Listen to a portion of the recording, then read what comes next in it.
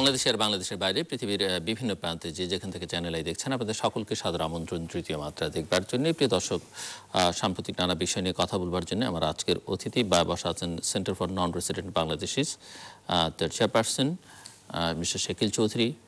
আমার টানে বসা রয়েছেন তৈরি পোশাক খাতের সঙ্গে নিবিড়ভাবে যুক্ত ডেনিম এক্সপার্ট লিমিটেডের ডিরেক্টর মোহাম্মদ মহিউদ্দিন রুবেল, এবং তার পরে রয়েছেন কলামিস্ট লেখক অবসরপ্রাপ্ত মেজর জিল্লুর রহমান। স্বাগত আপনাদের তিনজনকে স্টুডিওতে। এবং আপনারা তিনজনই জানেন যে গতকাল একাদশ জাতীয় সংসদ নির্বাচনের পরে প্রধানমন্ত্রীর আমন্ত্রণে বিভিন্ন রাজনৈতিক দল গণভবনে চা চক্রে মিলিত হয়েছিলেন, এবং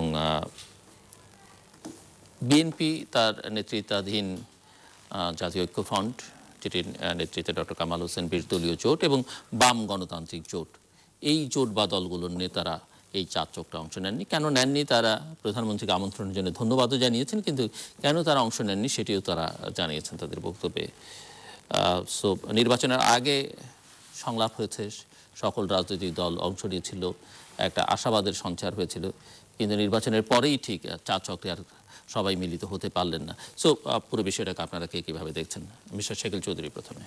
আপনাকে অনেক ধন্যবাদ। বাংলাদেশ দুভাবে এগুচ্ছে। একটা হচ্ছে অর্থনৈতিক কর্মকাণ্ড এবং ব্যক্তি খাতের উদ্যোগ, অংশগ্রহণ এবং সক্ষমতা নিয়ে বাংলাদেশ এগুচ্ছে, আর আরেকটি হচ্ছে রাজনৈতিক কর্মকাণ্ড, কর্মকৌশল নিয়ে বাংলাদেশ এগুচ্ছে। বাংলাদেশের রাজনীতিতে মাননীয় প্রধানমন্ত্রী লাগাতার 3 বার ক্ষমতায় ছিলেন, এবং তৃতীয়বার তিনি আবার লাগাতার নিলেন। তো সেখানে উনি কিন্তু রাজনীতির অনেকগুলো পরিবর্তন উনার মতো করে, পছন্দ মতো করে করেছেন, এবং সেই পছন্দের সাথে আমাদের কোনো অসুবিধা হচ্ছে না, ব্যক্তি খাতের কোনো অসুবিধা হচ্ছে না, বিনিয়োগের কোনো অসুবিধা হচ্ছে না, আপনার ইনফ্রাস্ট্রাকচারের ডেভেলপমেন্টের অসুবিধা হচ্ছে না। এখন আপনি যদি বলবেন যে রাজনীতির মানে অঙ্কশাস্ত্রে এটা পড়ছে কিনা, এটি ভিন্ন আঙ্গিক। কারণ যে নির্বাচনটি হয়েছে, সকলের কাছে সকলের একটা দাবি ছিল যে একটা সকলের অংশগ্রহণে একটা নির্বাচন হোক। এই নির্বাচন কিন্তু কোনো না কোনোভাবে সরকার প্রধান হিসাবে প্রধানমন্ত্রী কাজটি করতে সক্ষম হয়েছেন। এটি মনে করব যে তার একটি এক্সট্রা, মানে কি বলা যায়, এক্সট্রা মাইলেজ উনি এটা করতে পেরেছেন। যারা অংশগ্রহণ করেছেন তারা হয়তো মনে করেছেন গিয়ে তারা কিছু আদায় করতে পারবেন, তারা ওখানে ঠিক সেভাবে তাদের মতো করে তাদের রাজনৈতিক কৌশল এবং দর্শন দিয়ে সেখান থেকে তারা কিছু অর্জন করতে পারে নাই। সুতরাং রাজনৈতিক সক্ষমতায় প্রধানমন্ত্রী তার পক্ষের সব কিছু অর্জন করেছেন, বাকি যারা গেছেন তারা অর্জন করতে পারেন নাই। যে কারণে আপনি এই যে নির্বাচন উত্তর যে চা চক্র আর নির্বাচন পূর্ব চা চক্রের মধ্যে তফাৎটা হচ্ছে দুটো। একটা হচ্ছে এখানে পাওয়ার কিছু নেই, যা পাওয়ার আশা ছিল, আগে গিয়েছিল, ওটাতে হয় নাই বলে তারা পরবর্তীতে যান নাই।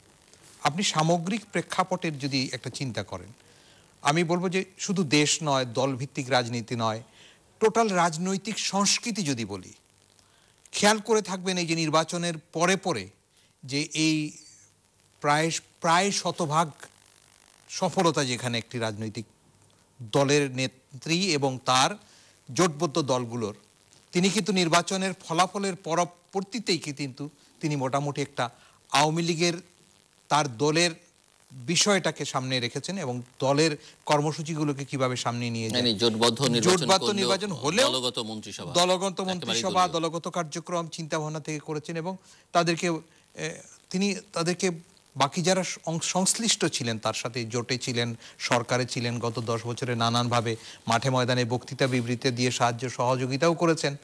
তারা হয়তো আশা করেছিলেন না হলেও কিছু, না হলেও তো অল্প কিছু হলেও আমরা পাবো, এটি পাননি। যে জিনিসটি চোখে লাগছে বেশি, যারা রাজনীতি নিয়ে একটু চিন্তা করেন, ভাবেন, প্রত্যেকের চোখে লাগছে যে প্রধানমন্ত্রী শেখ হাসিনা কিন্তু তিনি যা করতে চেয়েছেন তা কিন্তু যেভাবেই হোক তিনি তাদেরকে নিয়ে করেছেন, দলের জোটের লোকজনকে নিয়েও করেছেন, জোটের বাইরে যারা ছিল তাদেরকে নির্বাচনে আনার জন্য বিশ্বব্যাপী জনমত ছিল, চাপ ছিল, সেটি তিনি সফল হয়েছেন। এর পরবর্তীতে যারা জোটে ছিলেন তারা যেভাবে তাদের মতো করে তাদের জিনিসটা পান নাই, জোটের বাইরে যারা ছিলেন তারা নির্বাচনের ফলাফলগুলোকে বা নির্বাচন ব্যবস্থাটাকে তাদের সাথে রাখতে পারেন নাই। এই দুটোর তফাৎ হয়েছে। যেটি সাধারণভাবে হয়েছে সেটি আমি বলবো যে নির্বাচনের এমন ফলাফল পৃথিবীর কোথাও কোনো বাংলাদেশি আশা করে নাই। আপনি বলবেন যে কেন এটি হয়েছে, এটি কৌশলে হয়েছে। আমি আগেই বলেছি যে সক্ষমতা এবং she is the smarter than everybody. বাকি যারা বিজ্ঞ অভিজ্ঞ অনভিজ্ঞ রাজনৈতিক প্রজ্ঞা বুদ্ধি মেধা বিদ্যা বুদ্ধি যাই বলেন না কেন, তার মধ্যে তিনি তার সক্ষমতাটা প্রমাণ করতে পেরেছেন যে তিনি সকলকে এনেছেন, আবার প্রয়োজন মতো করে তাদেরকে বসিয়ে রেখেও তিনি তার সরকার গঠন করতে যাচ্ছেন। কষ্ট হচ্ছে এই জায়গাটাতে। আমি যখন দেখছি, আমি কয়েকটা দিন আমি স্টেটমেন্টগুলো শুনেছি, এবং শুধু এখানে নয়, দেশে বিদেশে, আপনি জানেন বিদেশে অনেক বাঙালি আছেন, তারা বিভিন্ন সময় তাদের মতামতগুলো শেয়ার করেন, আমরা শুনি। মানে তাদের মাইন্ডসেটটা কোন দিকে যাচ্ছে। আমরা চেষ্টা করি বাংলাদেশের সাথে তারা যেন সম্পৃক্ত থাকে, রাজনৈতিক কর্মসূচি তার সম্পৃক্ত রাখবার জন্য দলগুলো তাদের ভূমিকা পালন করছে। আমাদের লক্ষ্য থাকে এই মানুষগুলো যেন বাংলাদেশের সাথে সম্পৃক্ত থাকে। এই নির্বাচন উত্তর সময়ে তাদের মধ্যে, তাদের মনে হয়েছে যে নির্বাচনের যে ভোট প্রয়োগের প্রক্রিয়ায় তারা অনেকেই মনে করেন না, অনেকেই, আমি সত্যি কথা বলি, অনেকেই মনে করেন না যে যথাযথভাবে ভোট প্রয়োগ তারা করতে অনেকে পেরেছেন। এটির একটা বিষয় আছে। আমি বললাম যে এগুলো যেহেতু আপনি খেলার মাঠে নামছেন, কৌশল যে নিব, যত ভালো কৌশলী তিনি তত, কেউ মেসিকে দিয়ে গোল করাচ্ছেন, কেউ আর সাইডলাইন থেকে কাউকে দিয়ে গোল করাচ্ছেন। কিভাবে করছেন? ফলাফল হচ্ছে আমি সফল হয়েছি। সফলতা অর্জন করবার জন্য দাঁড় করেছিলেন। আবার ম্যারাডোনার হাত দিয়ে করা গোলও সেটিও তো স্বীকৃত হয়েছে, ঈশ্বরের গোল হয়ে সেটি স্বীকৃত হয়েছে, এবং সেটা কিন্তু ডিসক্রেডিট করা হয়নি। আপনি দেখেন আন্তর্জাতিক সম্প্রদায়ের কথা যদি ধরেন, অনেকে কিন্তু একটু দেখি না কি হয় বলে বলে কালকে পর্যন্ত ইংল্যান্ডও গতকালকে অভিনন্দন জানিয়েছে, সুইস গভর্নমেন্ট জানিয়েছে, অলমোস্ট সকলেই জানাচ্ছেন। তারা কিন্তু আপনার ঘরের বিরোধ, আপনার দেশের মধ্যে ভিতরে কি হচ্ছে তারা বুঝতে চেষ্টা করে, মারামারি কাটাকাটি হয়ে আশপাশের কোনো সমস্যা হবে কিনা। যদি না হতে থাকে তাহলে ভিতরে ভিতরে যদি ঠিক থাকে, যেভাবে হোক তারা চলে গেছে। আমি যেটাতে আমার, আমি বা আমরা সকলেই যারা সাধারণভাবে হয়তো একটু চাইবো রাজনৈতিক প্রতিষ্ঠানগুলো শক্তিশালী থাকুক, দৃষ্টিভঙ্গি পরিষ্কার থাকুক, আদর্শগত অবস্থান থাকুক। এই জায়গাটাতে আমি দেখেছি যারা রাজনীতিতে এই যে ক্ষমতায় অংশগ্রহণ হতে পারেন নাই, তাদের মধ্যে যেন কিরকম একটা মানে হতাশা আছে। এটি দীর্ঘদিনের রাজনীতির পরে হতাশা থাকা, আমরা কোথায় থাকবো, আমাদের অবস্থান কি হবে, এগুলো যদি জিজ্ঞেস করে নিতে হয় তাহলে আপনার রাজনীতির দর্শন কোথায় গেল? আর আপনি সারা জীবন একটা রাজনীতি করেছেন, একটা আদর্শের কথা বলে ঐক্য করেছেন, সেই আদর্শটা কি শুধুই মন্ত্রিত্ব পাওয়া এবং ক্ষমতার অংশীদারিত্ব? তাহলে গত কিছুদিন যাবত আপনারা যা করেছেন, যা বলেছেন, তাতে তো আমাদের কাছে মনে হচ্ছে না এখন, বা সাধারণ কারোর কাছেই মনে হয় না যে ক্ষমতার বাইরে গিয়ে সেভাবে আপনারা সেই আদর্শের রক্ষে থাকবেন। আমাদের সামনে দেখতে হবে, মিত্রদের কথাই বলছি, আর বাকি মিত্রের বাইরে যারা আছেন, আমি স্বাভাবিকভাবে বলছি, তারা সফল হতে পারেন নাই তাদের কার্যক্রম অর্জনে। মেজেজিল্লুর রহমান, ধন্যবাদ। সংলাপে সবাই ছিলেন, চা চক্রে সবাই নেই। হ্যাঁ, সংলাপে সবাই গিয়েছিলেন। আমার বন্ধু ভাই শাকিল ভাই খুব সুন্দর বলেন এবং সেভাবেই বলেছেন। অর্থনৈতিক রাজনৈতিকভাবে আমাদের মাননীয় প্রধানমন্ত্রী উনি দেশকে এগিয়ে নিচ্ছেন, ওনার দৃষ্টিতে উনি দেখছেন। কারণ উনি একদিকে হচ্ছে অর্থনীতির চাকা উনি নিজেও ঘোরান, অন্যদিকে রাজনীতির সাথে উনি সম্পৃক্ত প্রত্যক্ষ বা পরোক্ষভাবে। আর আমার দৃষ্টিভঙ্গিটা অন্যরকম। উনি যে কথাটা বলেছেন সেটাকে একটু মূল্যায়ন করার জন্য এখানে একটু বিশদ আলোচনার প্রয়োজন রয়েছে। যে উনি বলেছেন বিনিয়োগ হচ্ছে, উনি নিজেও একজন উদ্যোক্তা এবং শিল্পপতি, ওনারাই চিৎকার করছেন ব্যাংক সেক্টরে যে সমস্ত ব্যবসায়ীরা রয়েছেন, অর্থনীতিবিদরা রয়েছেন, যে বিনিয়োগ বান্ধব জিডিপি কোনো অর্থনীতি কিন্তু সুফল বয়ে আনবে না দীর্ঘমেয়াদের জন্য। সুতরাং এই জিডিপি কোনো ভালো ফসল আমাদেরকে ঘরে তুলে দিবে না ইন দি লং রান। বিনিয়োগ বান্ধব নয় বলছেন আপনি? হ্যাঁ, আমি শাকিল ভাইয়ের কথা শুনে আমার সেই সিংহ এবং শিয়ালের সেই গল্পটার কথা আপনাদের মনে আছে কিনা আমি একটু শোনায় রাখি। সেটা হলো, একবার সিংহ ভল্লুককে এবং শিয়ালকে ডেকে বলো যে আয় আমরা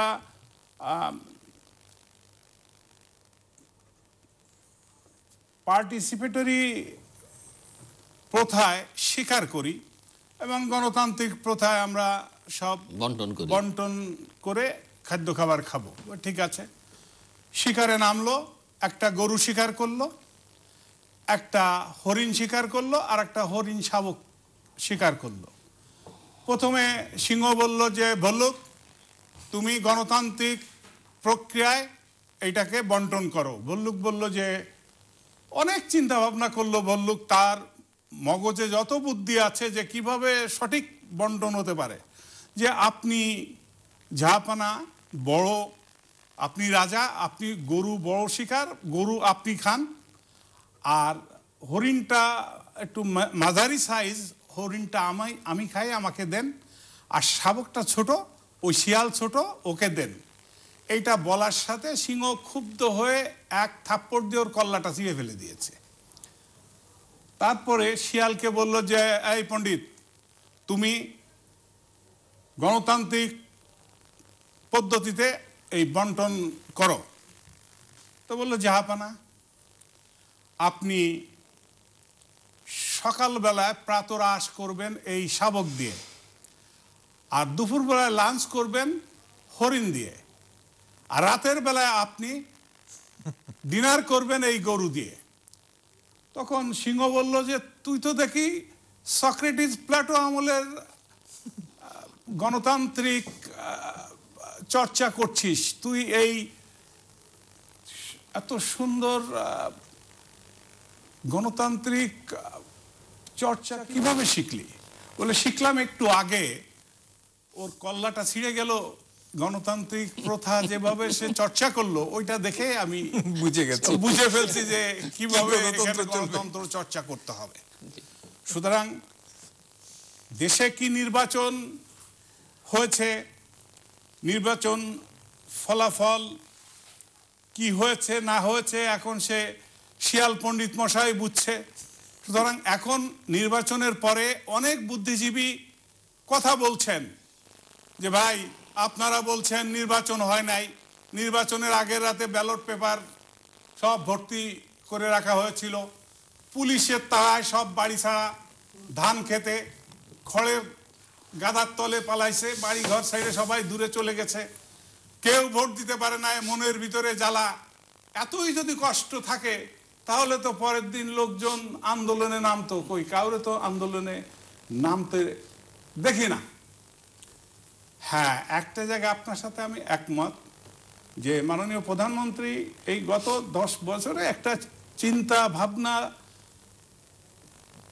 ভাবনার জগতে মানুষের, দেশের মানুষের ভিতরে একটা পরিবর্তন আনতে পেরেছেন। যে এই বাইরে যে হাঙ্গামা করা, পুলিশের গুলি খাওয়া, মামলা করা, জেলের ঘানি টানা চাইতে আয় রোজগার তো একেবারে কম হচ্ছে না।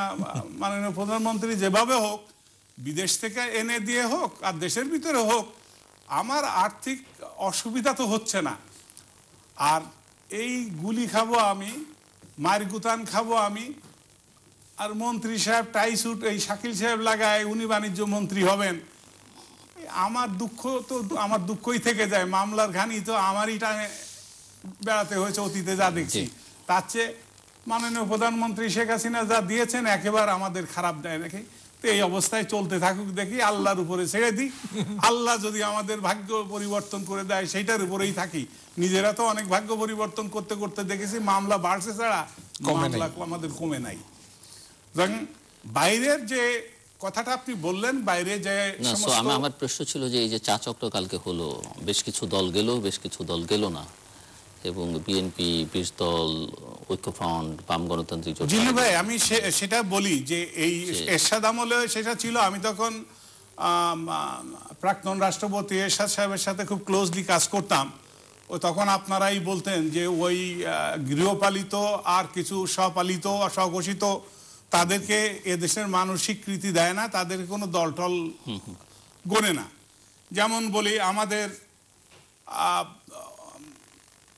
প্রাক্তন তথ্যমন্ত্রী, বিশ্ববিখ্যাত তথ্যমন্ত্রী, যার কাছে পৃথিবীর সব তথ্য থাকতেন, যিনি কয়েকদিন আগে আইসিইউতে চলে গিয়েছিলেন, যখন তিনি জানতে পেরেছেন যে মন্ত্রিসভায় ওনারা জায়গা হচ্ছে না, তখন উনি আইসিইউতে চলে গিয়েছিলেন। যে কি মধু, তিনি কি সারাবান তহুরা তিনি হারায় ফেলেছেন, এই অবস্থা তার হয়ে গেছে। অসুস্থ হতেই পারে। তো এই সমস্ত নেতা, এই সমস্ত ব্যক্তিদেরকে এদেশের জনগণ কোনো দল মনে করে না, বরং আমি মনে করি মাননীয় প্রধানমন্ত্রী এমন এক রাজনীতি চক্র এনাদেরকে করেছেন, এখন উনি ছেড়ে দিলে ওই পিছনে ঘোরা ছাড়া ওনাদের যাওয়ার আর কোনো পথ নাই, কোনো পথ নাই।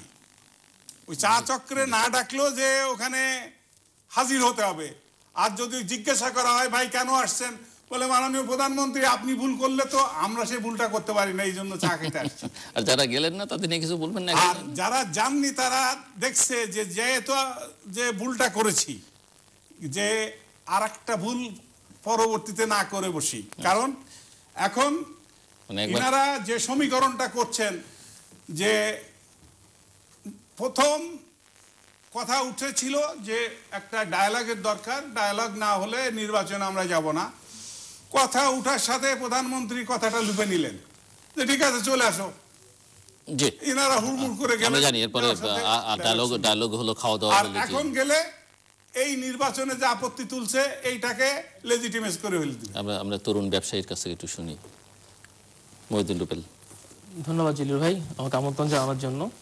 আসলে আমার বিজ্ঞ দুই বড় ভাই অলরেডি এত সুন্দরভাবে বিশ্লেষণ করেছেন, তো রাজনৈতিকভাবে হয়তো আমি ওনাদের মতো অত বিজ্ঞ না, তো আমি রাজনৈতিকভাবে কতটুকু বিশ্লেষণ করতে পারবো জানি না, তবে অ্যাজ এ ব্যবসায়ী আমি চেষ্টা করবো আমার ধারণাটা পোষণ করতে। তো দেখেন, আমাদের মাননীয় প্রধানমন্ত্রী প্রথম থেকেই আমরা দেখে আসছি উনি কিন্তু একটা ধারাবাহিকতা নিয়ে কাজ করছেন, এবং এই সরকারকে আমি দেখি অ্যাজ এ ব্যবসায়ী ধারাবাহিকতার সরকার। উনি এবার 3 নম্বর বার পর পর প্রধানমন্ত্রী নির্বাচিত হলেন। উনি যে সমস্ত কমিটমেন্ট করেছিলেন তখন হয়তো আমরা চিন্তা করেছিলাম, বা অনেকে একটু অন্যভাবে দেখছিলাম যে আদৌ কি এগুলো সম্ভব বা বাস্তবায়ন করা হবে, বা কি হচ্ছে দেশের অর্থনীতি থেকে শুরু করে ব্যবসা বাণিজ্য কোথায় যাচ্ছে। সো কিন্তু উনি কিন্তু সবকিছুই এখন পর্যন্ত আমাদের অ্যাজ এ ব্যবসায়ী আমাদের যা যা প্রাপ্য ছিল মোটামুটি কম বেশি ভালো খারাপ থাকবেই, সবসময়ই ছিল, সব জায়গায় আছে, আমাদের এখনো আছে। বাট আমি যদি বিগত 5-7 বছর আগের কথা চিন্তা করি, 10 বছর আগের কথা চিন্তা করি, একটা অরাজকতায় কিন্তু আমরা চলে গিয়েছিলাম। আমরা গার্মেন্টস খোলা রাখতে পারতাম না, হরতাল, মারপিট, আমাদের এক্সপোর্ট বন্ধ হয়ে যাচ্ছিল। তো সেই জায়গা থেকে কিন্তু আমরা একটা ধারাবাহিকতা এক্সপোর্টের দিকে এখন এসেছি। আমরা কিন্তু এখন গার্মেন্টস শিল্পে থেকে শুরু করে সব দিকে আমরা ব্যবসা বাণিজ্য আগের থেকে অনেক বেটার অবস্থান করছি। আমাদের জিডিপি এবং যে ফিগারগুলো সবগুলো কিন্তু সেটা বলছে। তো মাননীয় প্রধানমন্ত্রী যে ধারাবাহিকতা সরকারের মাধ্যমে আসছেন, এবং উনি যে ধারাবাহিকভাবে কথাবার্তা বলে এসেছিলেন, যে প্রমিসগুলো করে এসেছিলেন, যেটা ওনার নির্বাচন ইশতেহারগুলোর মাধ্যমে দেখা যায়, এবারও নির্বাচন ইশতেহারটা আমার সামনে আছে। সো উনি কিন্তু সেভাবেই করে দেখিয়েছেন, এবং ওনার যে কমিটমেন্ট নির্বাচনের আগে ছিল যে এই সব দলগুলোকে যে নিয়ে নির্বাচন উনি করবেন, কিভাবে করবেন তা উনি জানতেন, কিন্তু উনি বলেছিলেন কিন্তু অনেক আগে থেকে যে সবাই নির্বাচনে অংশগ্রহণ করবেন, এবং শেষ পর্যন্ত হিসাব সমীকরণ যাই হোক না কেন। আরেকটি কথা উনি আগে বলতেন যে নির্বাচন অনেক কঠিন হবে, কিন্তু নির্বাচন কিন্তু আর কঠিন হয়নি, মানে সবকিছু ইজি খুব। জি, এখন দেখেন, আমি একটু বিশ্লেষণ করি আবার, যেটা হচ্ছে উনি যেভাবে বলেছিলেন সামহাও উনি কিন্তু সবাইকে নির্বাচনে আনিয়েছেন। এখন শাকিল ভাই অলরেডি খুব সুন্দর মতো বিশ্লেষণ করেছেন যে খেলায় জয় পরাজয় তো আসলে কৌশলের উপর ডিপেন্ড করবে। এখন আপনি যদি কৌশলে ব্যর্থ হন, আমি কৌশলে সফল হব, বা আমি সফল হলে আপনি ব্যর্থ হবেন, এটাই স্বাভাবিক। সো ডেফিনেটলি প্রতিটা রাজনৈতিক দলেরই কিছু না কিছু কৌশল থাকে। বিএনপি একবার বলেছিল, বা অন্য বিরোধী দলগুলো বলেছিল নির্বাচনে আসবেন না, তারা শেষ পর্যন্ত এসেছেন, এবং ওনারা বলেছেন যে আমার নির্বাচন আনবো, সবাইকে পার্টিসিপেটরি একটা নির্বাচন হবে। তো বহির্বিশ্বের চোখে বলেন আর আমাদের চোখে বলেন, নির্বাচন কিন্তু পার্টিসিপেটরি হয়েছে, এবং ফলাফল তাতে যাই হোক না কেন, যেভাবে হোক না কেন, জনগণের রায় যেভাবে আসুক না কেন, একটা না একটা পক্ষ তো জিতবেই বা ক্ষমতায় আসবেই। তো সেই সূত্র ধরে আমি বলতে চাই যে উনি কিন্তু ওনার কাজগুলো ঠিকই সেভাবেই করে যাচ্ছেন, এবং উনি নির্বাচন পরবর্তীতে যেই অ্যাজ এ হোস্ট যে আপনার গেস্টকে যে আমন্ত্রণ জানানো এবং চা খেতে আসতে বলা, উনি ওনারটা করেছেন। এখন আপনি যাবেন কি যাবেন না, বা আপনি কি সমীকরণ করছেন, আসলে তা তো আপনার রাজনৈতিক মতাদর্শ বা আপনাদের রাজনৈতিক চালের ব্যাপার বা আপনাদের চিন্তাধারার ব্যাপার। বাট উনি যেগুলো করেছেন, বাট অ্যাজ এ ব্যবসায়ী আমি যদি দেখি, বা আমি যদি বলি যে এটাকে আমি ব্যবসার সাথে যদি সামঞ্জস্য করতে চাই, যে আমরা যেভাবে ধারাবাহিকভাবে এগিয়ে আসছিলাম, দেখেন সাস্টেইনেবল একটা কথা আমরা সবসময় বলি ব্যবসায়ী হিসেবে বা ডেনিমের লোক হিসেবে, এটা আমরা আরেকটু বেশিই বলবো, সাস্টেইনেবল গ্রোথ। তো গ্রোথটা আমাদের সাস্টেইনেবল সব দিক থেকে হচ্ছে কিনা, আমাদের অর্থনৈতিক বলেন, আমাদের ব্যবসায়িক যে অবকাঠামো উন্নয়নগুলো বলেন, আমাদের সব দিক থেকে আমরা সেভাবে করছি কিনা। তো আলটিমেটলি আমি দেখছি, বা আমরা যতটুকু উপকার পাচ্ছি বা ফলাফল পাচ্ছি, আমরা সেভাবে আগাচ্ছি, এবং সেই সাথে আমরা আশা করি যে এই গ্রোথগুলো বা এই জিনিসগুলো আমাদের রাজনৈতিক প্রেক্ষাপটে আমাদের দেশের। মিস্টার রুবেল, আমি একটু জাস্ট ইন্টারাপ্ট করি, যে এই যে গ্রোথের কথা আপনি বলছেন, গ্রোথের কোয়ালিটি নিয়ে অনেকের মধ্যে প্রশ্ন আছে। জি। মেজর জিল্লুর যেমন একটা গল্প দিয়ে আবার বললেন গ্রোথের ডিস্ট্রিবিউশনটা ঠিক মতো হচ্ছে কিনা সেটি নিয়ে একটা প্রশ্ন আছে। জি। আবার আপনি বারবারই বলছিলেন যে আপনারা ব্যবসায়ীরা বেশ হ্যাপি, এবং হ্যাপি যে সেটা তো আমরা ইলেকশনের আগেই বুঝেছি, কারণ সকল ব্যবসায়ী দল মত নির্বিশেষে মানে সবাই গিয়ে প্রধানমন্ত্রী এবং আওয়ামী লীগের পাশে দাঁড়িয়েছে, তাতে বোঝা যায় যে ব্যবসায়ীরা হ্যাপি। এখন দেশের ব্যবসায়ীরা হ্যাপি মানে দেশের সকল মানুষ হ্যাপি কিনা, সকল মানুষ এই সব কিছুর সুবিধা পাচ্ছে কিনা, সেটি একটি বড় বিবেচ্য বিষয়। আমরা জানি যে এখানে অনেক দ্রুত, পৃথিবীর মধ্যে দ্রুত ধনী হওয়ার তালিকার মধ্যে বাংলাদেশে $250 কোটি উপরে টাকা মানে যারা করতে পারছে সম্পদ, তারা খুব দ্রুততার সঙ্গে বৃদ্ধি পাচ্ছে। এবং আবার এই যারা টাকা করছে তাদের টাকাও খুব বেশি পাচার হয়ে যাচ্ছে। দুদিন আগেই জিএফআই রিপোর্ট 2015 সালেই 50,000 কোটি টাকা চলে গেছে। তো এটি তো আসলে গরিব মানুষের টাকা পরোক্ষভাবে, কিন্তু পরোক্ষভাবে প্রত্যক্ষভাবে পাঠাচ্ছে হচ্ছে যাদের কাছে টাকাটা আছে। তো সেই মানুষরা আর এই 90-95% মানুষ এক কিনা? না, আপনি যথার্থ পয়েন্ট আউট করেছেন। শাকিল ভাইয়ের যে কথাটা বলেছিল আমি কিছুটা একমত।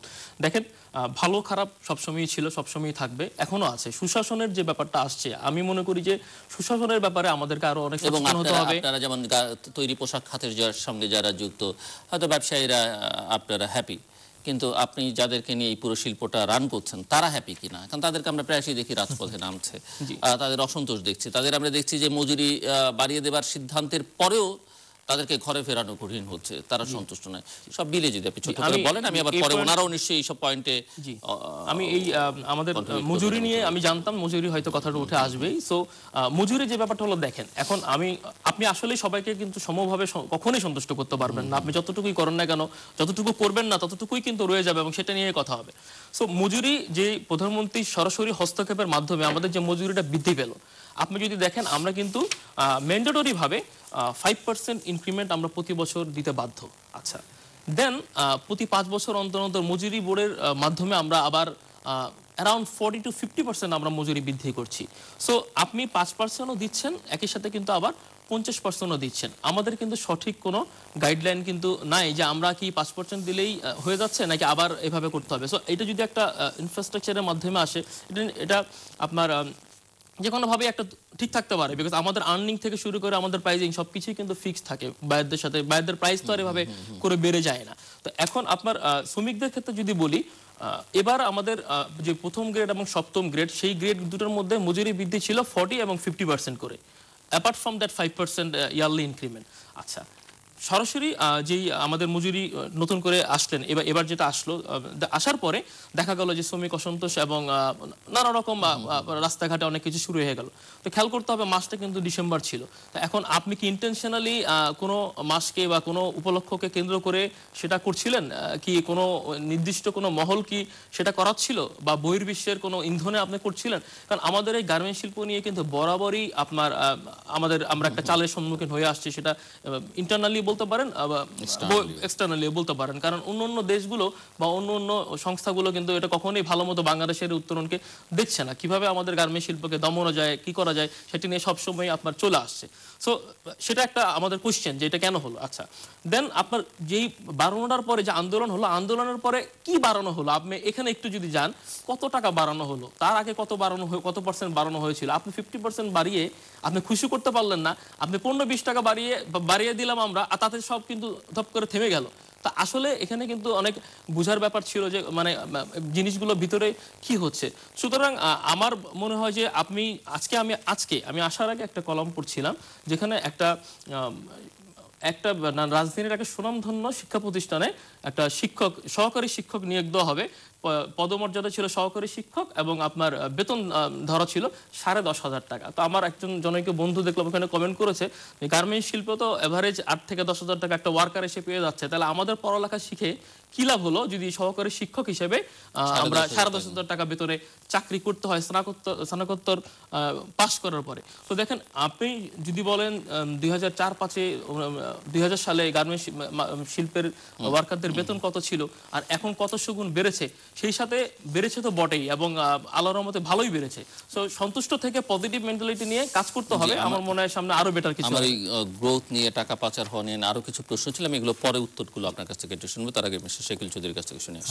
উনি একটা কথা আমি বলি, শুরুতে আমি দুটো খাত ভিত্তিক আলোচনার কথাটা বলেছিলাম, আমি ওই জায়গাগুলোতেই আবার যেতে চাই না, বাট মোট কথা বলতে চাই যে দুটো ধারায় যে জিনিসটি হয়েছে। আপনি একটা জিনিস বলেছেন যে সাস্টেইনেবল ডেভেলপমেন্ট, মানে দীর্ঘমেয়াদে এই বিনিয়োগটি স্থায়িত্ব পাবে কিনা, এটি আমরা কিন্তু এখনো বলবো না যে এটি দীর্ঘমেয়াদে পাবে কিনা। রাজনীতিবিদরা তাদের মতো করে বলবেন, রাষ্ট্র পরিচালনায় এবং এই দায় দায়িত্ব, এই অগ্রগতির পিছনে যারা আছেন, তারা ভূমিকা রাখছেন, তারা বলবেন। দীর্ঘমেয়াদে পাবো কি পাবো না, এটির সাথে যদি আমাকে ভাবতে হয়, তাহলে আমাকে অনেক ডিটেল এটার পিছনে কাজ করতে সুযোগ দিতে হবে।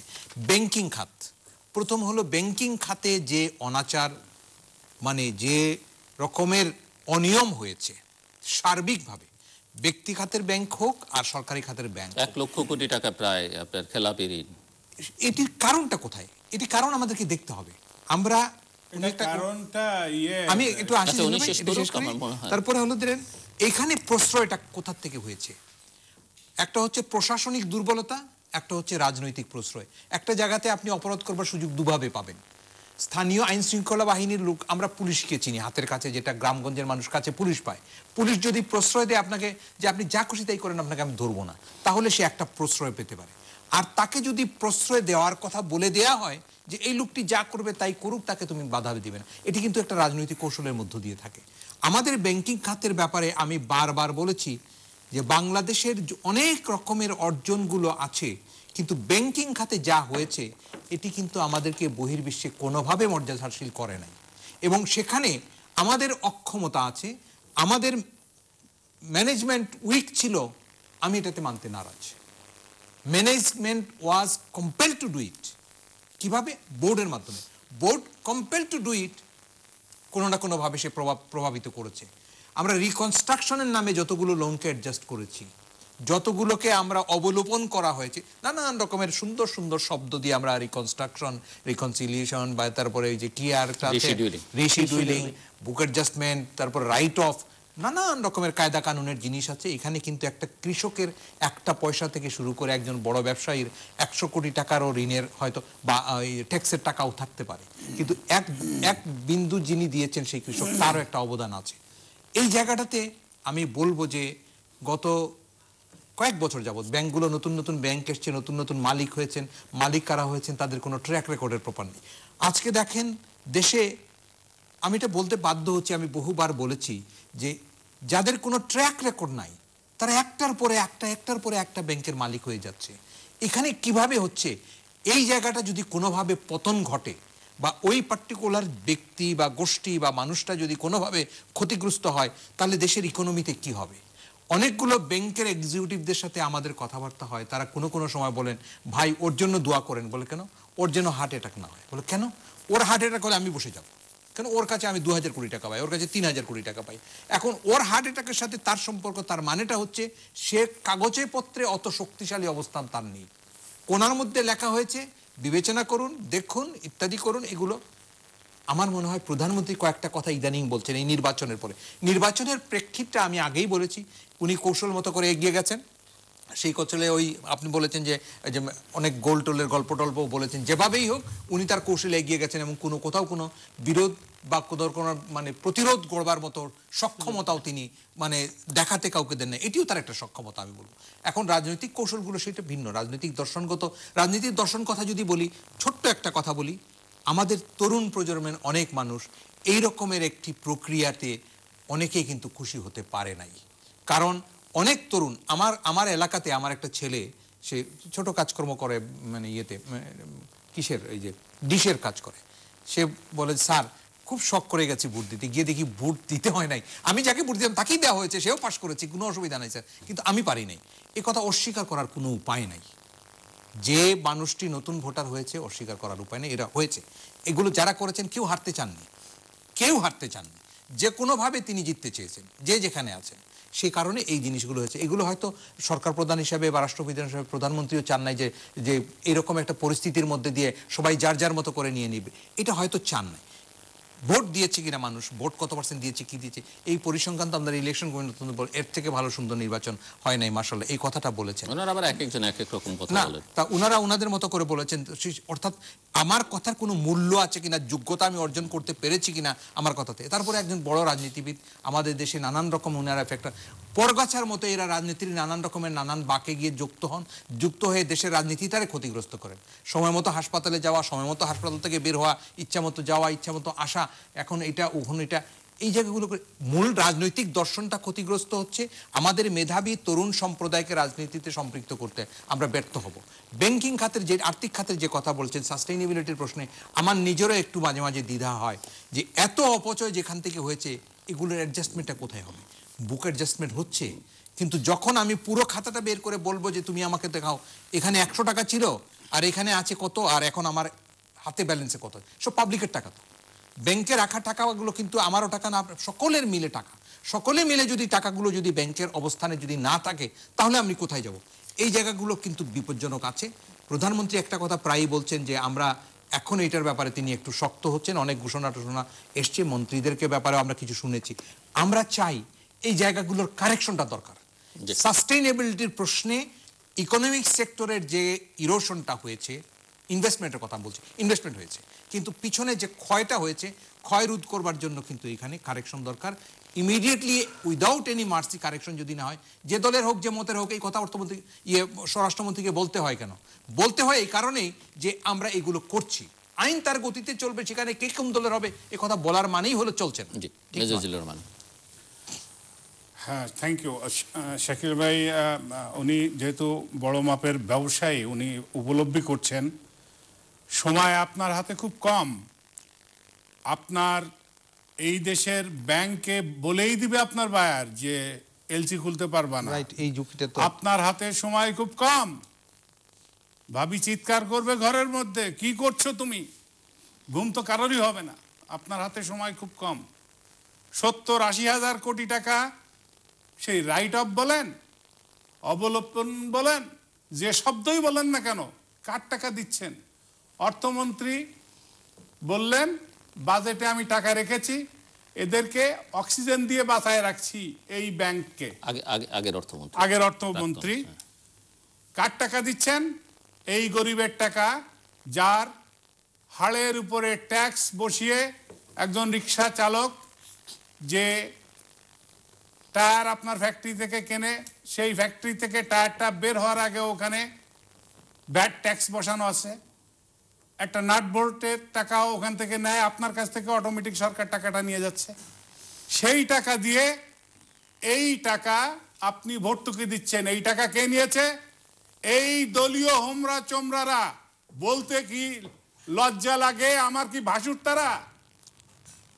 সরকারি দলের সমস্ত বড় বড় নেতারা এই টাকা নিছে। কোনো আমার মতো ওই ফুটপাতের লোকরে তো লোন দেয় না। হাঁটতে হাঁটতে, কাগজ দিতে দিতে, এদেরকে হুজুর বলতে বলতে কোনো রকমের লোন হয় না। আর তারা যে আরো ধমক দেয়, যাই মিয়া তোমার তো শালার খাগড়াছড়িতে পোস্টিং করে দিব, তোমার চাকরি কে ফেলে দিব, কাগজপত্র যা হোক একটা নিয়ে আসো, আমরা সব ঠিকঠাক করে ফেলে দিব। আর আপনি বলছেন যে আপনি যেহেতু অত্যন্ত ভদ্রাচিত ভাবে বলেছেন যে কোনায় লিখে রাখে যে বিবেচনা করুন, কোনায় লিখে রাখে না, এটা সবাই জানে। দেশটা ছোট শাকিল ভাই, আপনার ছোট ভাইও ব্যবসা করে, আপনার মামাতো ভাই, খালাতো ভাই, চাচাতো ভাই, একজন পিওনও আছে আমার আত্মীয়, ওই দেশের রাষ্ট্রপতিও আমার একজন আত্মীয় আছে। সুতরাং কিছু না কিছু ইনফরমেশন সবার কাছে চলে আসে। ওই যে বোর্ডে 3% টোটাল প্রজেক্টের টাকা দেওয়া লাগবে, তারা টাকা খায়। একথা যদি আজকে পরিষ্কার করে না বলি, কোন প্রতিষ্ঠান, সে সরকার হোক, সে আপনার ব্যবসায়ী প্রতিষ্ঠান হোক, কোনো এনজিও হোক, কোনো ফিলান্থ্রপি প্রতিষ্ঠান হোক, তার আর্থিক খাত যদি অত্যন্ত স্ট্রং একটা ফাউন্ডেশনের উপরে না থাকে, সেইটা কোনো ক্রমে টিকানো সম্ভব হবে না। এই জায়গায় আমাদের সোচ্চার হতে হবে। একা প্রধানমন্ত্রী কত সময় চিৎকার করবেন? এখন দেশের মানুষ সকলকেই সোচ্চার হতে হবে।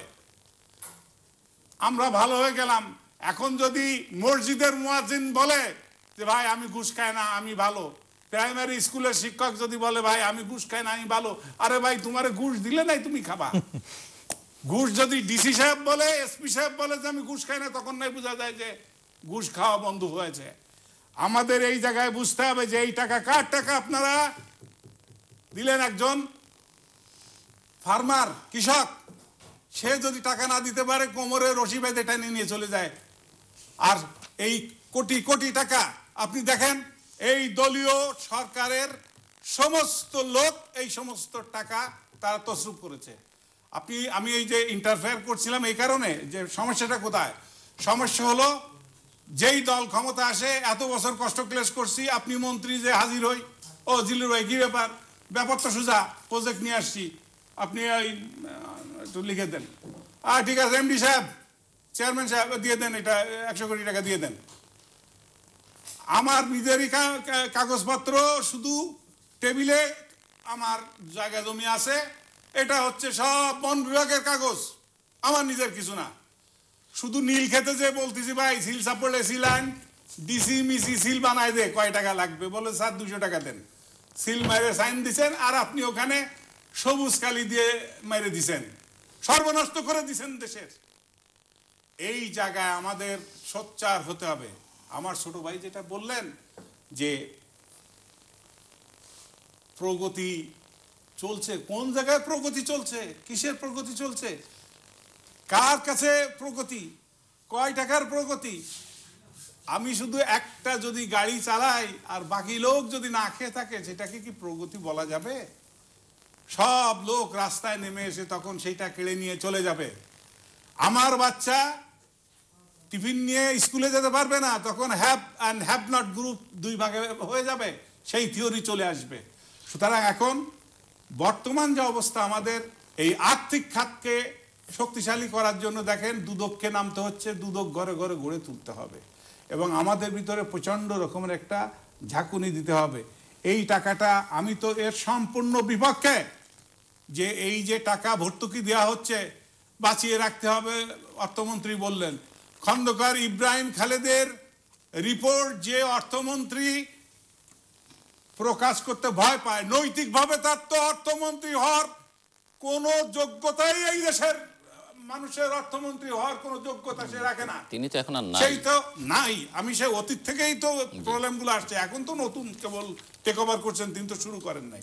তাহলে এই সর্বনষ্ট, সবচেয়ে উনি যে সর্বনষ্ট জাতির আর্থিক খাতে করেছেন, আমার মনে হয় না যে বাংলাদেশের অর্থনীতিতে অন্য কোনো অর্থমন্ত্রী এইরকম সর্বনাশ করেছেন। এখন আমি বলতে চাই যে এই যে আমাদের আর্থিক খাতের যে সমস্যাগুলো হয়েছে, টাকা পাচার, এই পাচারকৃত টাকা ফেরত আনা কঠিন কিছু না। এখন তথ্য প্রযুক্তির যুগ, অনেক সহজ হয়েছে। আপনার লেনদেন কোথায় এখন অনেকে জানে, যে আপনার বায়ারকে, অনেকের কাছে তথ্য আছে, এটা সহজ। আমার ধারণা যারা জেনুইন ব্যবসায়ী এরা কিন্তু এগুলা করে না, এগুলো ফটকা কিছু লোক ব্যবসায়ীদের নামে তারা ব্যবসা জগতে এসে টাকা পয়সা বাইরে, ওই বেগমগঞ্জ বানাইছে কোথায় কানাডায়, আর ওইদিকে কোথায় ওই মালয়েশিয়ায়। কারণ এগুলো হচ্ছে পালায়ন পার্টি, এরা তো জানে যে আল্লাহ খোদা নাখাস্তা কোনো কিছু হলে তো ব্যাগ একটা হাতে আছে, দৌড়ায় যায় এক পা প্লেনে আর এক পা গ্রাউন্ডে, পাসপোর্ট ভিসা সব, পাসপোর্ট ভিসা সব সিল লাগানো আছে, তো আগ বাড়তে থাকো। আমরা একটু এই পার্টি আছে। মিস্টার রুবেলের কাছ থেকে শুনি, জি, বড় ভাইয়ের কথা, ছোট ভাইয়ের প্রতিক্রিয়া কি? জিল্লুর ভাই যে কথাটা বলেছেন, যে আমি বলেছি প্রগতি যে হচ্ছে বা প্রগতির কথা যেটা বলেছি, দেখেন প্রগতি হচ্ছে না তা তো আমার মনে হয় কেউ অস্বীকার করতে পারবো না, বাট তার মানে আমি এটা কিন্তু এখন বলার সুযোগ পাইনি যে অনিয়ম হচ্ছে না বা অনিয়ম নাই। আমি বারবারই বলছি খারাপ ভালোর মাঝে আমরা আগাচ্ছি বা এগিয়ে যাচ্ছি, এবং খারাপ ভালো নিয়ে আপনাকে এগোতে হবে। আপনি তো সংসারে একটা খারাপ কিছু থাকলে সেটাকে ফেলে আপনি যেতে পারবেন না। সো ব্যাংকিং খাতের এই কথাটা আমার ডিসকাশনে ছিল, আমি বলার সুযোগ এখন পেয়েছি। অ্যাজ এ ব্যবসায়ী আমার ভাই হয়তো ব্যাংকের সাথে সরাসরি জড়িত, আমি অ্যাজ এ কাস্টমার হিসেবে জড়িত। তো আমার থেকে বেশি আমার মনে হয় না এই সাফার আর খুব বেশি বড় বড় ব্যবসায়ীরা হয়েছে, যদি আমি খুবই ছোট মাপের একটা ব্যবসায়ী। বিকজ আমরা কিন্তু খুব কষ্ট করে ছোট লেভেল থেকে উঠে এসেছি। মানে আমাদের কিন্তু কোনো জমিদারি ব্যাকগ্রাউন্ড ছিল না, যে ব্যাকগ্রাউন্ড থেকে আমাদের অঢেল টাকা পয়সা সম্পত্তি রেখে গেছে এবং সেখানে এসে বসে মাত্র আমরা শুরু করলাম। তো এ পর্যন্ত আসতে কিন্তু আমাদেরকে কষ্ট করে নিজের পরিশ্রমের মাধ্যমে আমাদেরকে আসতে হয়েছে নিজের যোগ্যতায়। তো আমি ব্যক্তিগতভাবে অনেক জায়গায় অনেক সময় আমাদের নতুন প্রজেক্টের জন্য বা নতুন কাজের জন্য কিন্তু চেষ্টা করেছি বা করছিলাম এক এক সময়। তো দেখা গেছে যে সমস্ত আসলেই আমাদেরকে জিনিসপত্র চায়, বা আমি যদি কনক্লুশন করি, তাদের ইন্টারেস্ট থাকে বেসিক্যালি যাদের সুনাম আছে, যারা অনেক বড়, যারা অলরেডি বড়, যাদের অলরেডি ভালো ব্যাকগ্রাউন্ড আছে বা যার বাবার বড় পরিচয় আছে, তাদেরকে কিভাবে আরো বড় করে আরো কিছু টাকা দেওয়া যায়, এইটাই আমার ব্যক্তিগত চোখে আমি যেটা দেখতে পেরেছি। কিন্তু আমার ক্ষেত্রে দেখা যাচ্ছে যে নিয়ম শৃঙ্খলাটা মনে হয় একটু বেশি ফলো করছে। আমার যদি সক্ষমতা থেকেই থাকে, আমি তো ব্যাংকের কাছে যাব না। আমার সক্ষমতা অভাব আছে বিধায়ী তো আমি ব্যাংকের কাছে যে টাকা চাচ্ছি যে আমাকে ব্যবসা করার সুযোগ দেন। দেখেন, যেই পাচার হয়েছে টাকাগুলোর বা যে অনিয়মগুলো ব্যাংকিং খাতে হয়েছে আমরা বলছি, আমার যে ব্যক্তিগতভাবে দুঃখ যে এর মধ্যে ম্যাক্সিমাম ক্ষেত্রেই কিন্তু দেখা গেছে যে সমস্ত ব্যবসায়ীরা আসলে ব্যবসা করেই নাই, তাদেরকেই কিন্তু টাকাগুলো ম্যাক্সিমাম ক্ষেত্রে অনিয়মগুলো হয়েছে। বাট এখন আপনি একটা ব্যবসা করতে পারেন, ব্যবসা করতে যে আপনার ক্ষতির সম্মুখীন হতে পারেন, লস হতে পারে, আপনার ব্যবসায় লাভ লস থাকবে। এখন আপনি লোন নিয়েছেন হয়তো জেনুইন কারণে, আপনি ব্যবসা করতে যে আপনার ফান্ডটা মিসইউজ হয়ে গেছে, বা নট মিসইউজ, আই মিন আপনি পারেননি কোনোভাবে পোষাতে, তো সেটা তো জেনুইন কেস, ব্যাংক আপনাকে সাহায্য করবে বা করতে, আপনি যদি সঠিক এন্টারপ্রেনার হন, ওই এন্টারপ্রেনারদেরকে ব্যাংক সাহায্য করা উচিত বলে আমিও মনে করি। কিন্তু যেই অনিয়মগুলো হয়েছে তার বেশিরভাগ ক্ষেত্রে আপনি যদি টপ 10 বা টপ নাম্বারগুলো আনেন, দেখা যাবে যে বেশিরভাগ ক্ষেত্রে ব্যবসার অস্তিত্বই নাই। তো আমি কিন্তু কখনোই এটার পক্ষে না, বা আমি বলছি না যে এটা ঠিক হয়েছে। বিগত সময়ে যতগুলো দুর্নীতি বা যতগুলো অনিয়ম ছিল, তার মধ্যে কিন্তু ব্যাংকিং খাতটা আসলেই অনেক একদম অন্যতম। মাননীয় প্রধানমন্ত্রী নিজে, আমি মনে নেই ডেটটা কবে, নির্বাচনের আগে সমস্ত ব্যাংকারদেরকে ডেকে নিয়ে বা অন্যদের একটা অনুষ্ঠানে কিন্তু সরাসরি হস্তক্ষেপে বলেছেন যে ইন্টারেস্ট রেট সিঙ্গেল ডিজিটে আনিয়ে আনা হোক। বাট কার্যত কি আসলে বেশ কয়েকবার বলেছেন, কিন্তু কাজ হয়নি। বেশ কয়েকবার বলেছেন, হ্যাঁ। এখন দেখেন আমানতের ক্ষেত্রে কিন্তু সেটা তারা ঠিকই তাদেরটা সুবিধা মতো সেটা ফলো করছে, বাট আপনার যখন ঋণ প্রদানের ক্ষেত্রে কি আদৌ সবাই কি এখনো সেটা ফলো করছে? সো এই যে আদেশ, অনুরোধ এবং মেনে চলা না মেনে চলা যে গ্যাপটা, তো এই জায়গাটা বন্ধ করতে হবে। এখন বন্ধ করার জন্য সরকার আন্তরিক কিনা বা কর্তৃপক্ষ আন্তরিক কিনা বা সুশাসনের কোথায় অভাব আছে বা নাই, সেই জায়গাগুলো ফাইন্ড আউট করে ধারাবাহিকভাবে আমার মনে হয় এখানে এফোর্ট দিয়ে গেলে ডেফিনেটলি এখানে রেজাল্ট আসা সম্ভব।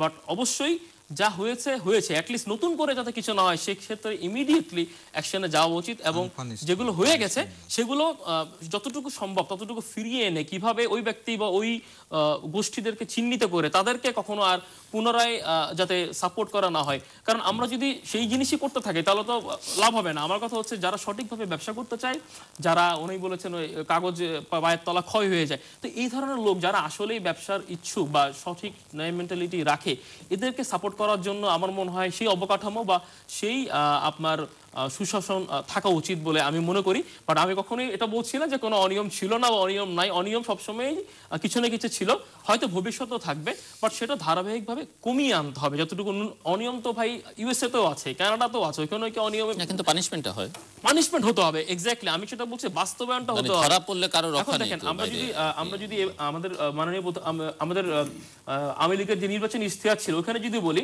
দারিদ্র ভাইয়া বলেছিলেন যে সব শুধু বড় লোকরাই বড় হচ্ছে, কথা ঠিক। বড় লোকরা আমরা মনে হয় বিশ্বে প্রথম এবং তৃতীয়, দরিদ্রের বৈষম্য কিন্তু বাংলাদেশে খুব বেশি। সেই ক্ষেত্রে অবশ্যই আমাদেরকে নজর দিতে হবে, এবং এখানে দরিদ্র নির্মূল একটা ইশতেহারে কিন্তু ওনাদের 9 নম্বর পয়েন্টে কিন্তু আছে।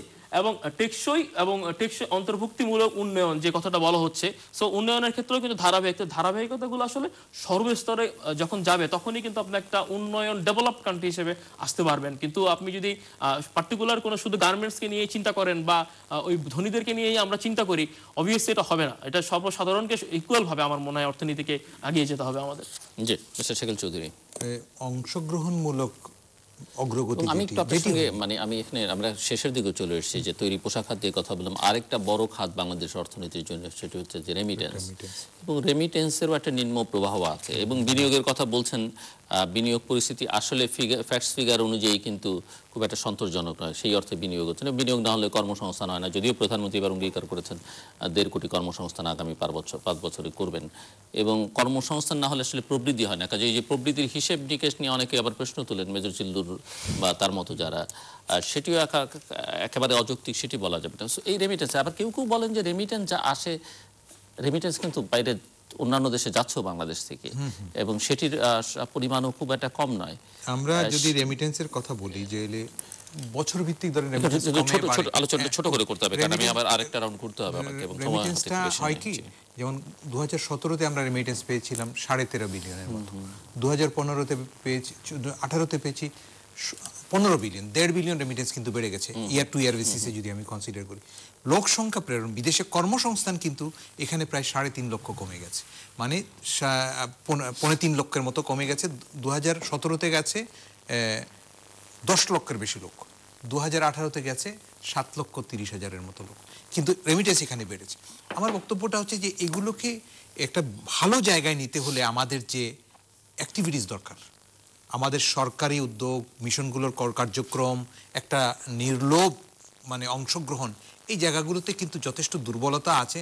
আমি যখনই সুযোগ পাই সরকারের নজরে জিনিসগুলো আনি, এগুলো এভাবে অ্যাড্রেস যদি করা যায়, আমাদের কিন্তু বহু দেশে নতুন নতুন সমস্যা তৈরি হচ্ছে। সিরিয়া, খালি শুধু সিরিয়াতেই নাই, এখন অনেক জায়গায় সৌদি আরব থেকে নিয়ে জিসিসিতে প্রবলেম হচ্ছে, আমাদের মালয়েশিয়াতে আপনারা দেখছেন রোহিঙ্গা কেন্দ্রিক, আমাদের অস্ট্রেলিয়া থেকে লোক ফিরে আসছে।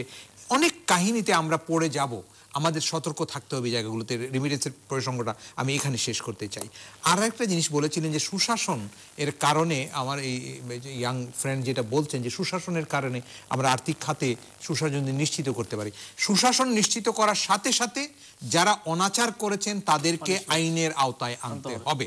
যদি না হয় তাহলে এখন যিনি শাসন করবেন, অন্যায় করবেন, তিনি বলবেন গতবার করলে তো মাফ করছেন, এবার করেন না কেন।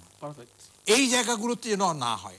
আমরা যদি গো বাই বুকস যদি হয়, প্রতিষ্ঠানগুলো যদি তাদের মতো ফাংশন করতে পারে, দুদকের চেয়ারম্যান সাহেব বেশ শক্তিশালীভাবে বেশ কথাবার্তা বলছেন ইদানিং, এগুলো রিয়েলিস্টিক যদি উনি মুভ করতে পারেন, উনার ক্যাপাসিটি বিল্ডিং এর কথা, উনি তো এখন স্কুল কলেজেও যাচ্ছেন, ব্যাস। কিন্তু কাজগুলো যেন ডেলিভারি হয়, বিশেষ করে আর্থিক প্রতিষ্ঠানগুলোর জবাবদিহিতা এবং প্রতিষ্ঠানগুলোকে ফাংশন করতে দেওয়া।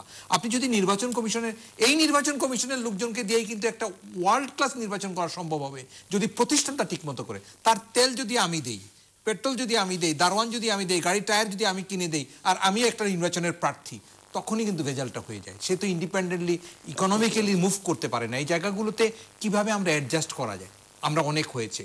অন্যায় যেগুলো হচ্ছে, মেজর অন্যায়গুলোর বিচার হওয়া উচিত, অর্থনৈতিক খাতের অন্যায়। রাজনীতির ব্যাপারে আমি একটা কথা বলি, আমি রাজনীতিবিদ নই, কিন্তু আমি একটা কথা বলতে চাই, অনাচারকারীরা কিন্তু রাজনৈতিক দলেই আশ্রয় গ্রহণ করে। বর্তমান বাংলাদেশের প্রেক্ষাপটে গত 10 বছরে অনাচারকারীর একমাত্র আশ্রয় গ্রহণ করার সুযোগ ছিল সরকারি দল। অস্বীকার করার উপায় নাই। সে তো বিএনপিতে গিয়ে, জামাতে গিয়ে বা ওই বাম দলে গিয়ে কোনো সুবিধা পেত না, সে পেয়েছে সরকারি দলে গিয়ে আশ্রয়টা নিয়েছে। অনাচার যে কথাটা আপনি বলতেছিলেন, যেগুলো রাজনৈতিক আশ্রয় প্রশ্রয়, আমরা মাঝে মাঝে বিশ্বাস করি। কিছু কিছু লোকজন দেখা যায় 3,000 কোটি টাকা, 4,000 কোটি টাকা নিয়ে গেছে, এর আগে তাদের নাম আমরা কোনোদিন শুনি নাই, মানে সাধারণভাবে মানুষ জানতো না। 3,000 কোটি টাকার ইনভেস্টমেন্ট যদি সে নেয়, অন্তত 5,000 কোটি টাকার ব্যবসা আছে। এই লোকের নাম আমরা এই পৃথিবীতে ইকোনমিক ওয়ার্ল্ডে শুনি নাই। হঠাৎ করে দেখা যায় সে হয়ে গেছে, এখানে ব্যাংকে বসে ওখানে করে সে কেমনে হয়ে গেছে। এগুলোকে ব্যবহার করা হয়েছে, এগুলো তাদেরও ডিসক্লোজ করা উচিত। যারা এখন গিনিপিগের মতো হয়ে আছেন তাদেরও বলা উচিত যে আমি গিনিপিগ ছিলাম, যদি হয়ে থাকেন। আমি আবার কারেকশন করছি আমার কথাটা, যদি তিনি হয়ে থাকেন তাহলে বলা উচিত যে আমি গিনিপিগ ছিলাম, আমার কিছু করার ছিল। তো এই জায়গাগুলো যদি অ্যাড্রেস না করে ভবিষ্যতে অনাচার রোধ করতে পারবো। জি দেখেন, রেমিটেন্স বাড়ানোর জন্য আমি বলি ইমিডিয়েটলি যে আমাদের মিশনে যারা কর্মরত আছে তাদেরকে মোটিভেট করে এবং ডায়নামিজম, প্যাট্রিয়টিক যারা দেশপ্রেমিক অফিসার আছে এই ধরনের দিতে হবে, যারা বাইরে ঘুরে এই আমাদের কর্মঠ শ্রমিক যারা আছে, যারা কাজ করে, তাদের সাথে ডাইরেক্ট কন্ট্যাক্ট করবে। এবং আমি সরকারকে, মাননীয় প্রধানমন্ত্রী শেখ হাসিনাকে ধন্যবাদ দিই যে এই যে ফর্মাল চ্যানেলে সহজে টাকা পাঠানোর এই প্রক্রিয়াটা উনি করে দিয়েছেন, খুব সহজ, আরও সহজতর করতে হবে। তাহলে এই আমরা রেমিটেন্সটা দেখতে পাবো যে অনেক একটা স্বাস্থ্যকর অ্যামাউন্ট। দুটো পয়েন্ট জিল্লুর ভাই আপনাকে ধরে দিয়ে আপনার আলোচনায় আনবেন আপনি, সেটা হলো একটা হলো যে মাননীয় প্রধানমন্ত্রী ঘোষণা করেছিলেন রেমিটেন্স পাঠানোর খরচ সরকার বহন করবে, এটা প্রধানমন্ত্রীর ঘোষণা বাস্তবায়ন হয়নি। মরা ব্যক্তির লাশ বিমান বহন করে দেশে আনবে বিনা পয়সায় গরিব শ্রমিকের, আনা হচ্ছে না। একটু এর কথা বলেন বিষয়টা নিয়ে। রাইট, এই ইস্যুগুলা, যেমন আমি মালয়েশিয়াতে 6-7 বছর ছিলাম, আমি জাপানে দেখেছি এখানে অনেক অবৈধ আমাদের আছে যারা কাজ করে কিন্তু আয় রোজগার করে ভালো। জাপানের যে আইনটা আছে, আপনি ওখানে বিলিয়ন বিলিয়ন ইনকাম করেন, আপনি পাঠাতে পারবেন, সমস্যা নাই, নিয়ে আসতে পারবেন। তো সেখানে যদি তাদেরকে একটু অফিসিয়ালি সাপোর্ট দেওয়া যায় তাহলে আমাদের রেমিটেন্সের হেলথ কন্ডিশনটা ভালো হতে পারে। এই জায়গাগুলো আমাদেরকে একটু অ্যাড্রেস করতে হবে। আর একটা জিনিস হলো যে এদেরকে কেউ খেয়াল করে না, যে এরা বারবার বলছে যে স্যার, দেখালে বলে যে স্যার আমাদের কেউ আগুন লেগে যদি কেউ আহত হয় চিকিৎসার জন্য বা কোনো লিগাল কোনো অ্যাফেয়ার্স, ইন্ডিয়ান অথবা শ্রীলঙ্কান অথবা ফিলিপিনের কেউ, তাদের এম্বাসি যেভাবে তড়িৎ যে অ্যাকশানে যায় কিন্তু অন্যরা যায় না। আমি মালয়েশিয়া যে আমাদের অ্যাম্বাসির ওই অবস্থা দেখে, তখন ডক্টর দীপু মনে ছিলেন, আমি স্বপ্নের মালয়েশিয়ার দুঃস্বপ্নের দূতাবাস, আমি একটা কলম লিখেছিলাম ওখানে বসে, সাথে সাথে বাংলাদেশ প্রতিদিনে ওটা করেছিল, উনি ফান্ড দিয়ে ওটাকে একেবারে খুব অল্প সময়ের ভিতরে করেছেন। উনি বাসার নামে একজন অফিসার ছিলেন, আমাকে ধন্যবাদ দিল যে মেজর সাহেব আপনি এটা লিখাতে আমরা ফান্ড পেয়ে বেশ এটা একেবারে করে দিয়েছি। তো এই কাজগুলো আমাদের সর্বস্তরে করলে এটা আমার মনে হয় যে দেশের জন্য ভালো হবে। তা না হলে ওই নবাব নসিরুল্লাহর বংশধর ওই মিশনে বসায় রাখার দিন শেষ। ওই স্যুট টাই পরার দরকার নেই, আমার লুঙ্গি পরা, গামছা কোমরে বাঁধা লোক দরকার আমার ওই মিশনে। এই লোক এখন কিভাবে সিলেক্ট করা যায় সেইটা আমি আপনাকে শাকিল ভাই বলি, আপনি মাননীয় প্রধানমন্ত্রী ইন্টারভিউতে যান, বরং প্রধানমন্ত্রীর কানে এইটা দেন যে নেত্রী, এই আমাদের মাল কাঁচামারা লুঙ্গি পাড়া লোক দরকার এই মিশনে, যে দৌড়ায় যে এদের সুবিধা অসুবিধা দেখতে পারে, এই দেশকে সারা বিশ্বের সামনে আরো উঁচু জায়গায় নিতে পারে। মহিউদ্দিন রুবেল, জি কনক্লুশন পুরো আলোচনাটার। জি দেখেন, আমি টেকসই উন্নয়ন নিয়ে কিছু কথাবার্তা হচ্ছিল। সো জিডিপি নিয়ে যদি আমরা কথা বলি একটু, আবার জিডিপিতে বেসিক্যালি আমাদের আমি প্রশ্ন করেছিলাম যে জিডিপির কোয়ালিটি নিয়ে একটা প্রশ্ন আছে, আমি কোয়ালিটি ডিস্ট্রিবিউশন নিয়ে প্রশ্ন আছে, যে জিডিপির সুফল সবাই আসলে পাচ্ছে কি না? জি, সুফল সবাই পাচ্ছে এই মুহূর্তে। যে গ্যাপটা আছে, গ্যাপ যে নাই তা না, অবশ্যই গ্যাপ আছে।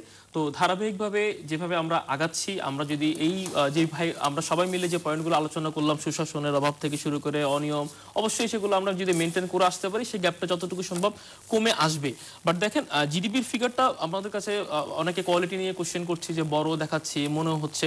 তো বড় তো হওয়াটা কিছুটা স্বাভাবিকই, বিকজ বিগত যে কোনো সময়ের থেকে এখন যে ধরনের পাবলিক এবং প্রাইভেট ইনভেস্টমেন্ট হচ্ছে, যে মেগা প্রজেক্টগুলো আমাদের হচ্ছে, স্বাভাবিকভাবে সেগুলো তো জিডিপির আকার বাড়িয়ে দিবেই। এবং অন্য যে কোনো সময়ের থেকে কিন্তু বর্তমানে এটার ধারাবাহিকতা বা এটা অনেক বেশি ইনভেস্টমেন্ট আমাদের এখন বড় বড় মেগা প্রজেক্টগুলো হচ্ছে। স্বাভাবিকভাবে একটু তো বড় ফিগার আমরা আশা করতেই পারি। বাট যে কোয়ালিটি যেটা কথা আসছে, সেই কোয়ালিটির কথাটা আমার মনে হয় সবসময়ই থেকে যাবে, সব জায়গায় হয়তো ছিল।